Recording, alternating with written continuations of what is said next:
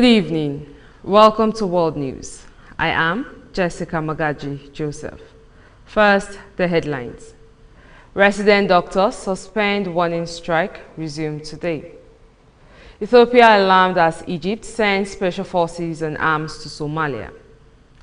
Tens of thousands rally in Israel demanding Gaza ceasefire.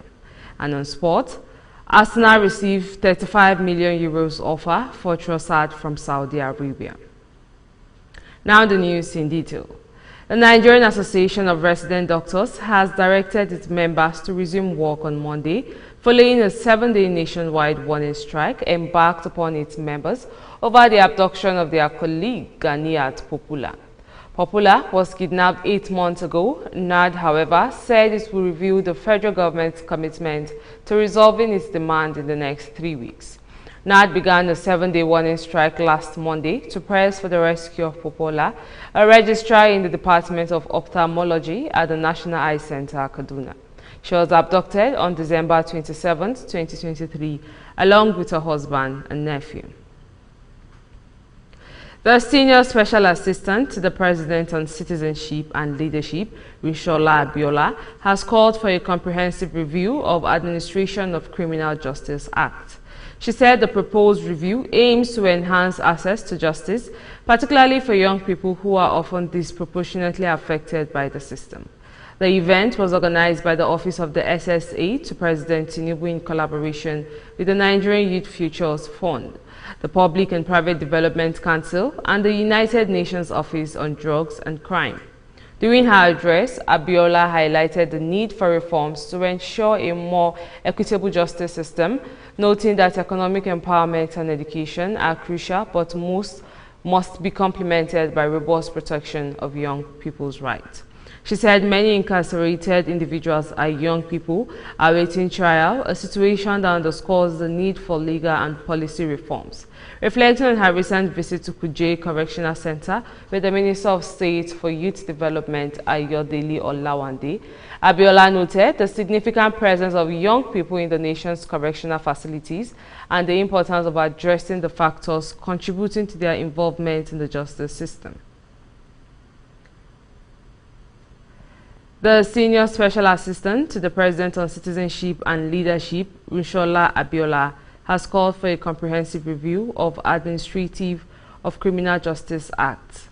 She said the proposed review aims to enhance access to justice, particularly for young people who are often disproportionately affected by the system. The event was organized by the Office of the SSA to President Tinubu in collaboration with the Nigerian Youth Futures Fund, the Public and Private Development Council, and the United Nations Office on Drugs and Crime. During her address, Abiola highlighted the need for reforms to ensure a more equitable justice system, noting that economic empowerment and education are crucial, but must be complemented by robust protection of young people's rights. She said many incarcerated individuals are young people awaiting trial, a situation that underscores the need for legal and policy reforms. Reflecting on her recent visit to Kuje Correctional Center with the Minister for State for Youth Development, Ayodele Olawande, Abiola noted the significant presence of young people in the nation's correctional facilities and the importance of addressing the factors contributing to their involvement in the justice system. When we return, news from other parts of Africa. Please stay with us. This is Hillstv. Quality broadcasting is what we'll bring to you. Now we be this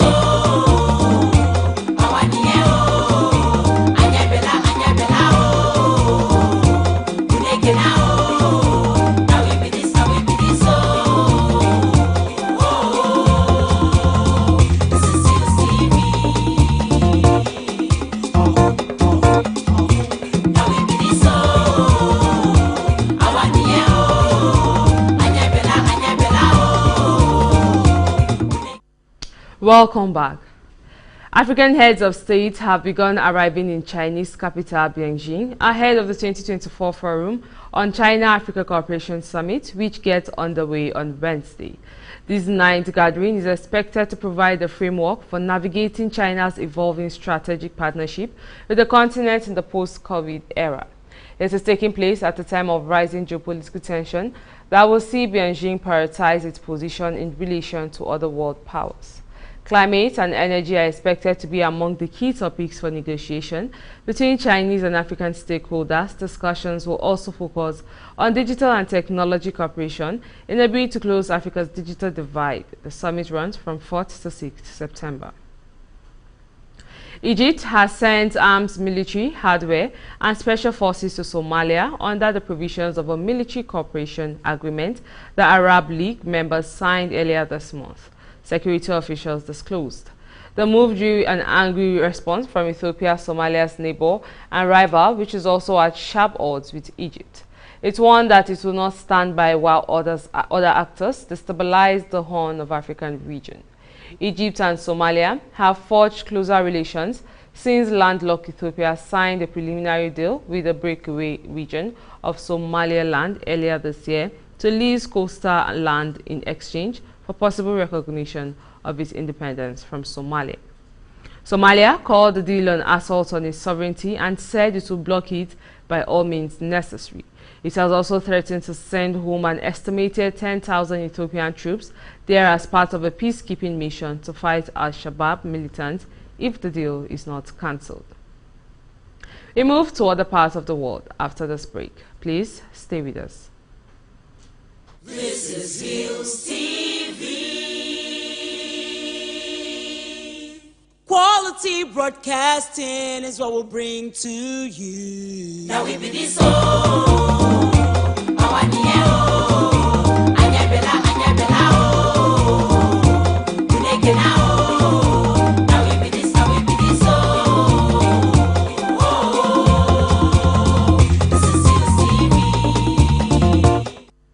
Thanks for staying with us.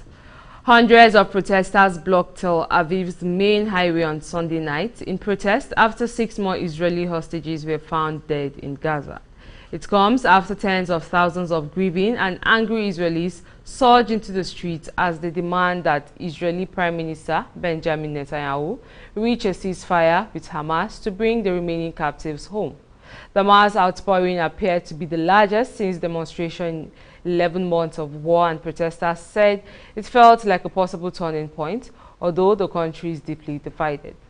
Israel's largest trade union, the Hillstv, further pressured the government by calling a general strike for Monday, the first since the October 7th Hamas attack that started the war.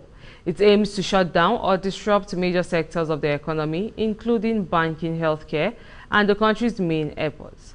Ceasefire negotiations have dragged on for months. Many blame Netanyahu for failing to reach a deal, which opinion polls show a majority of Israelis favor. A nationwide strike aimed at ramping up pressure on Israel's government to secure the release of the remaining hostages in Gaza was set to begin Monday. The call by Israel's largest union to paralyze the economy follows a night of massive demonstrations with tens of thousands of protesters taking to the streets in an outpouring of grief and fury over 6 hostages killed in the Gaza Strip. Israeli soldiers recovered the bodies of the 6 from an underground tunnel in the Rafah area of southern Gaza on Saturday, the military said. Relatives and demonstrators accused the government of not doing enough to bring them back alive and called for an immediate ceasefire to rescue the dozens still captive. During protests that convulsed Tel Aviv Sunday night, demonstrators marched past 6 symbolic coffins draped with the Israeli flag and carried pictures of the deceased hostages. Iran's police force has dismissed the commander of a city in the northern province of Gilan after the death in custody of a detainee, a state media said on Saturday. Mohammed Mir Musavi, 36, was arrested on July 22nd after being involved in a fight in Lajidan, police said in a statement carried by the official news agency IRNA. The police commander was dismissed due to insufficient oversight of the conduct and behavior of staff, the police said. Due to the complexity of the matter, the final conclusion on the cause of Mohammed Musavi's death depends on the medical examiner's final report. The police said the station commander and several officers involved in the incident had been suspended. Up next is business. Please stay with us.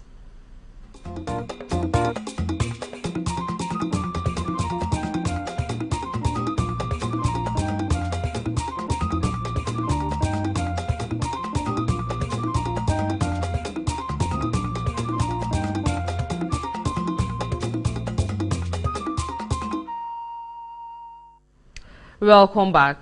And now on business news. This is as the most recent report by the National Bureau of Statistics puts the inflation rate at 33.40% and food inflation over 40%.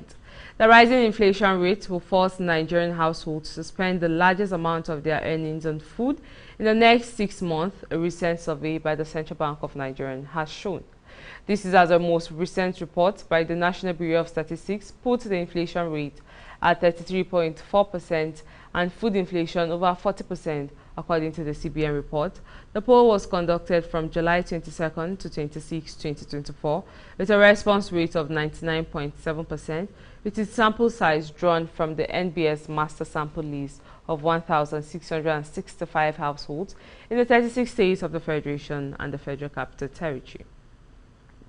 China's trade with Africa grew steadily in the first 7 months of the year, rising 5.5% year-on-year to 1.19 trillion yuan, according to data released by the General Administration of Customs. China-Africa trade reached a record high of $282.1 billion in 2023, up 1.5% on year-on-year, showing strong resilience. In 2023, China's imports of African nuts, vegetables, flowers and fruit increased by 130%, 32%, 14% and 7% respectively from the previous year. And China's new energy vehicles, lithium batteries and photovoltaic products exported to Africa increased by 291%, 109% and 57% year-on-year respectively.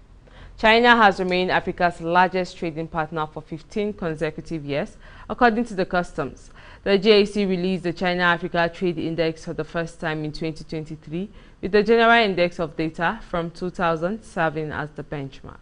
Starting from 100 points in 2000, the index reached a record high of 990.55 points in 2022, indicating the rapid and positive development of China-Africa trade.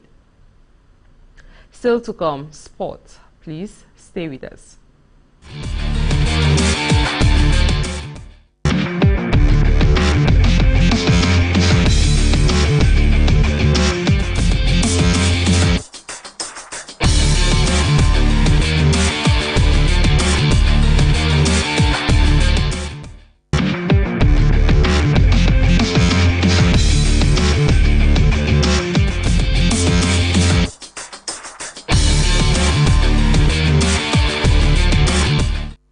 Welcome back. And now on sport news. 7 players have arrived Super Eagles camp in Uyo ahead of the 2025 Africa Cup of Nations qualifiers against Benin Republic and Rwanda. Captain William Trust Ekong, Ademola Lukman, Taiwo Awoniyi and Ola Aina are among the early birds in the camp. The other players who arrived camp on Monday morning are Olisanda, Semi Ajayi and Fishayo Dele Bashiru. More players are still being expected in camp. Caretaker head coach Augustine Egwevuen summoned 23 players for both games. Nigeria will host Benin Republic in Uyo on Saturday before traveling to Kigali next week, Tuesday. Arsenal on Monday received a €35 million offer for Leandro Trossard for Al Ittihad goal report. The bid has been submitted ahead of the transfer deadline in Saudi Arabia. It remains to be seen if the Gunners are willing to part with Trossard. Mikel Arteta bolstered his options in wide areas, particularly on the left flank, with the capture of Raheem Sterling from Chelsea on a season-long loan. He also has Gabriel Martinelli to fill a role in that area of the field. Trossard, who is now 29, joined Arsenal in a £20 million transfer from Brighton in January 2023. Since then, the Belgian has scored 19 goals in 70 appearances in all competitions. Phil Foden is unlikely to join up with the England squad for their upcoming Nations League games because of illness, say Manchester City manager Pep Guardiola. The 24-year-old has only played 45 minutes in his season as a substitute for City against Chelsea 2 weeks ago. He was named in England interim boss Lee Carsley's squad for their Nations League second-tier games against the Republic of Ireland and Finland. Foden has won 41 caps for England and started all their games at Euro 2024. And that's the sport news on board now. We move to the rest of the news after this break. Please stay with us. This is Hillstv. Quality broadcasting is what we'll bring to you. Now we be this